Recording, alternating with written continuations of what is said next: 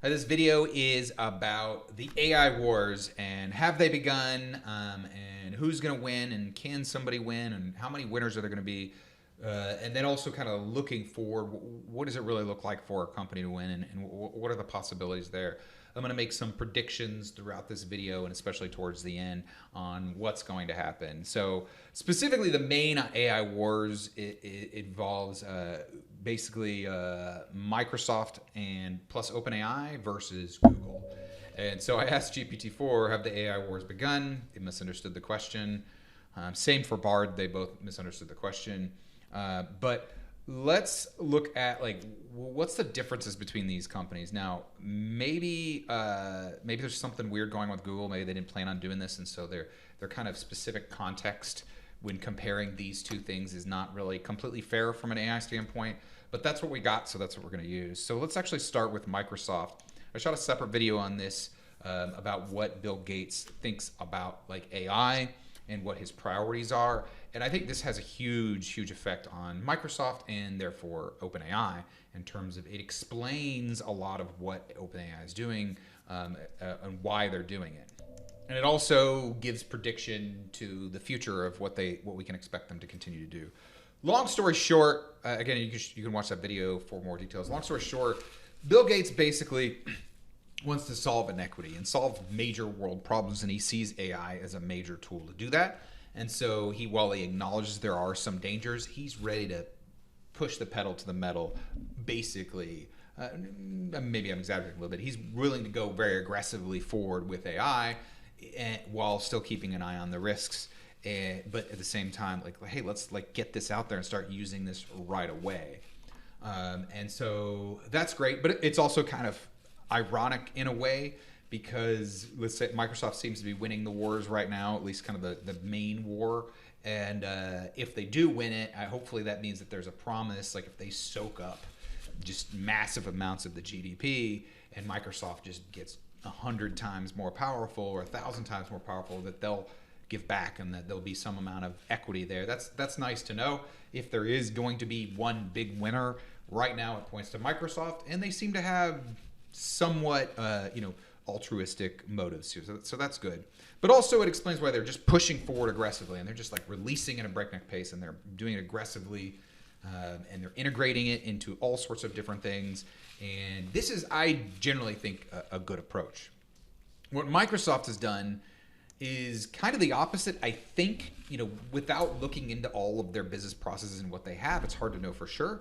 But basically, I shot another video on ChatGPT versus Bard, and Bard just is awful. I mean, like, it just failed almost everything. And really, I think I gave it 2 points in some areas, almost as like sympathy points. It's not like there's no test that they won hands down. And the only thing that they can kind of do better, that they kind of do better now in some ways, or you can even think they do better, with either Bing Chat, or some of the plugins that are coming to ChatGPT, it loses all potential, even slight advantages. And it's just really, if this is all that Google has, they are in trouble, at least from an AI war standpoint. And I think they should be going after this. Google, you might think Google has like this big advantage because the technology, the transformer technology that was used to make the T in GPT stands for transformer, it was made by Google at Google, but it doesn't. That was 2017, and it's a little bit what you've done for me lately. And also, they put it out there as a white paper, almost like a research university. And I think there's only of like 10 or 12 people that wrote the paper, only one of them is left at Google. So it's arguable like how much of an advantage that would really give them. It does show that at least at that point they were a thought leader in AI. But what do they have? Are they holding something back behind here? If they are, then okay, maybe they have a chance. If this is just like the tip of the iceberg, and I know they have a lot of AI, they've been doing AI for a long time, but if this is the best they got from like a chat standpoint or a large language model, oh boy, they are in a lot of trouble. So, I think the AI wars have begun because I don't think they intended to release anything like this. I think this is really quickly put together, and there's a lot of things wrong with it. And so, they weren't ready. And so the AI wars have begun because why else would they do that unless they thought they were getting really behind and getting their pants beat? Probably the company, if I were to like what big-ish company could you put safe money on? I'd say it's Nvidia, because they kind of win no matter what. All of the hardware that both Google and Microsoft and ChatGPT, all of the most powerful, best hardware to run AI on is made by Nvidia. This is like, I don't know what percentage of it is, but I know it's extremely, extremely high. So as AI becomes more powerful, they're extremely well positioned. And it sounds like, so they just had a conference last week, and I watched the 90-minute opening speech of their CEO. It was really, really good, and he talked a lot about a variety of use cases, but it sounds like they've been committed to AI for a really long time, and that investment is finally going to pay off. So, maybe Nvidia makes their own AI, and they shut out Google and Microsoft. That's possible. I doubt it. I think more likely they're fine with the niche that they've kind of put for themselves, because they just kind of win no matter what. So in a lot of ways, if you were to, the safest money is on Nvidia in terms of winning the AI wars. Now, but also I'm trying to point out that there's more than one winner here, because let's say Microsoft wins, Nvidia still wins as well, right? Unless Microsoft decides to get into making the chip game, which they've had 40 years to do and they have never done that I'm aware of. So I don't think that that's going to happen anytime soon. You also have kind of the image AI wars. So you have Midjourney versus Stable Diffusion. This is a Night Cafe, which does Stable Diffusion, versus DALL-E. And right now I would say, so this is like a separate battle that's maybe completely separate, because this is OpenAI. So maybe OpenAI beats out Midjourney, but right now the general consensus is that Midjourney is ahead of everybody else from a text to image standpoint. Now, from an image to text standpoint, which is actually pretty different, it sounds like GPT-4 is supposed to have that in it. It's not in there yet. I think DALL-E does have both ways, text to image and image to text. And so in that way, that's actually probably an advantage to OpenAI. I don't know if Bard does anything close to that. I doubt it. And so this is another point kind of for Microsoft OpenAI, but also maybe DALL-E ends up being better than Midjourney. It's hard to say, and maybe they win there. But also maybe OpenAI just lags in the image, while somebody like Midjourney, who's focused only on images, does a better job overall. As a company, they're more focused. There's also audio. So there's like all sorts of different audio things. OpenAI does do audio. They have Whisper, but there's other companies out there. There's a variety of different ways to do the audio. I was thinking you could even have like a smell to text, or vice versa. The smell to text actually would have some pretty significant applications. Think about like medical, or like a chemical company for safety standpoints, to detect chemicals at the first moment they enter, like an airstream. That could actually potentially save lives, or it could identify, sickness, because sometimes, you have a certain sickness, you put off a certain smell. So there's actually some additional room there. And this actually brings me to one of the main points of this video, which is I think that there's going to be a lot of winners. I don't think it's really possible for even OpenAI to just gobble up all of the models, all of the possible use cases for the models. Even if GPT-7 is sentient and super powerful, and the most powerful sentient being by far, it still won't be able to do everything. It still shouldn't do everything.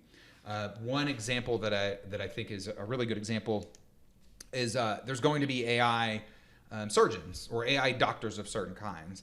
I made this with Midjourney. You don't want a general model. You don't want a super intelligence doing this.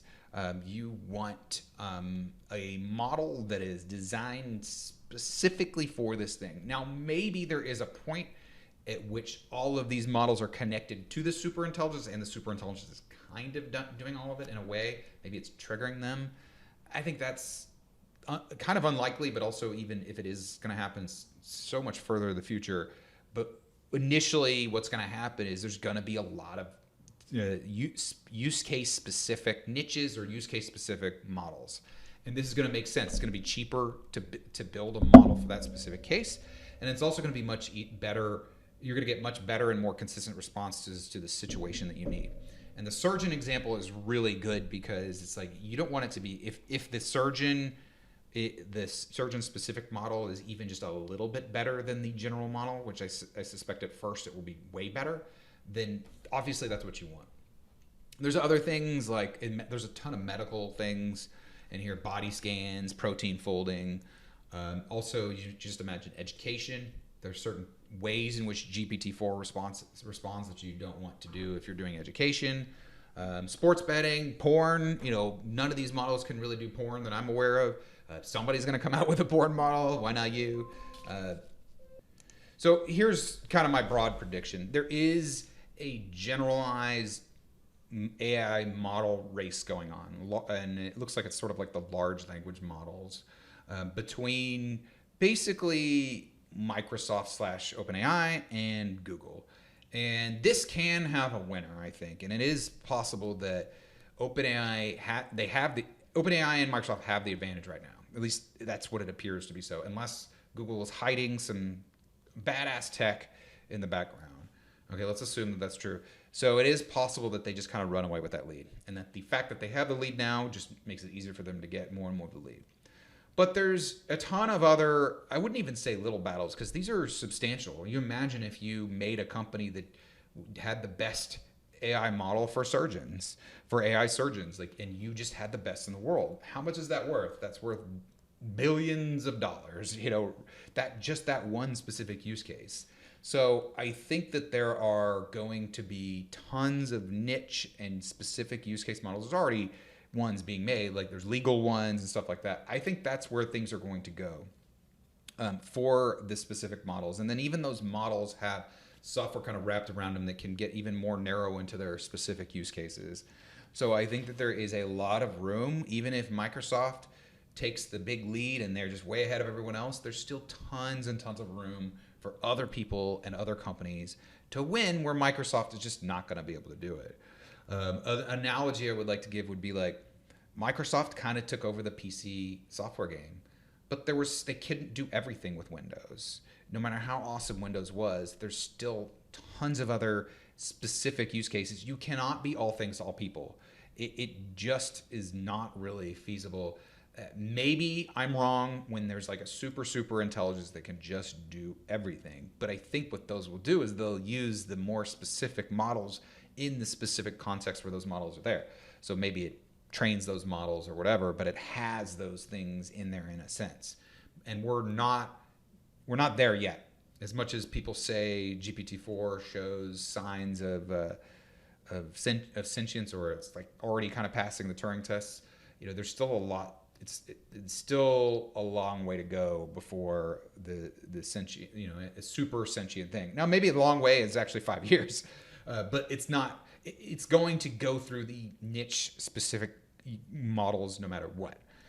Even if there is a super intelligence at some point in the future that controls them all, if that makes sense. So, for business owners, I think this presents a great opportunity. Find your specific niche case and commit to it.